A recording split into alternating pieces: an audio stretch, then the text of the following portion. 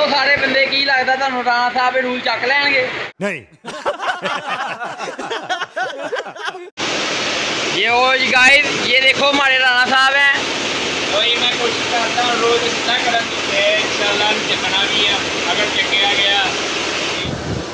बिस्मिल्लाहिर्रहमानिर्रहीम। अस्सलाम वालेकुम दोस्तों, आ 100 किलो का नग है जे।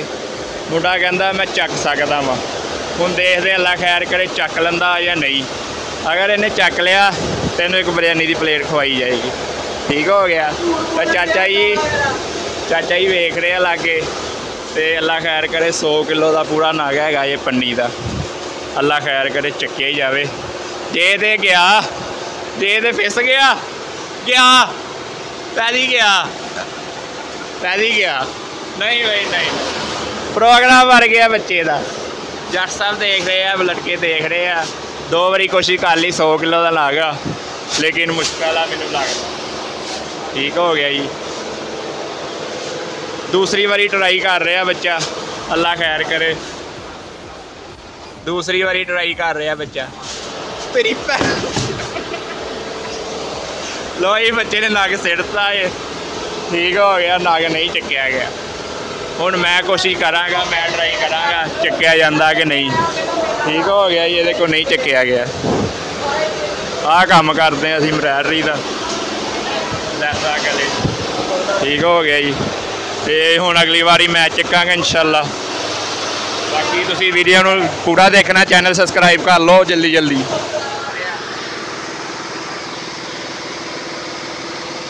भाई हुण माशाल्लाह गाजी साहब ने चकिया ही, बाकी थोड़ा चकिया गया।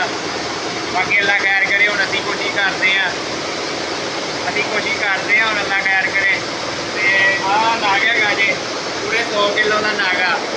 कोशिश करते हैं चकन की। अगर मैं चक लिया तो इस वीडियो के 1 मिलियन व्यूज आने चाहिए।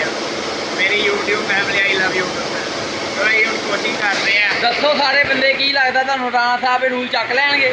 मेरे ख्याल से नहीं चकिया जाना, क्योंकि मैं भी कोशिश की है, मेरे को भी नहीं चकिया गया। चलो राणा साहब पहले एक सेटअप करिए लो आई। ऐसा घुमा रही है, बहुत वजनी है, बहुत वजनी।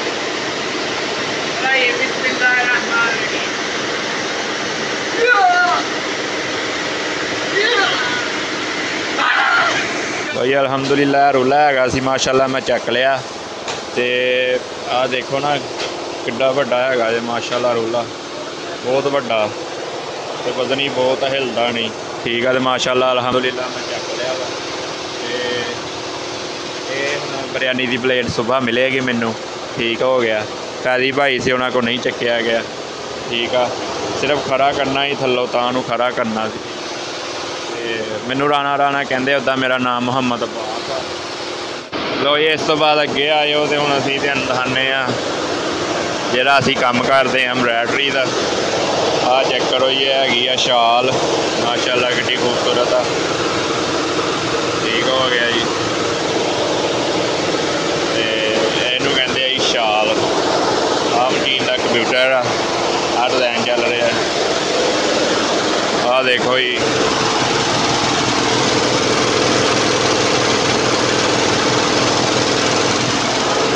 शाल तैयार हो रही है।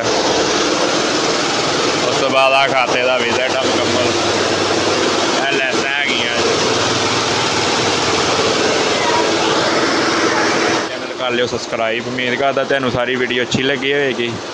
तो मिलते हैं नैक्सट व्लॉग से। अल्लाह हाफिज़। ठीक हो गई। अल्लाह हाफिज़।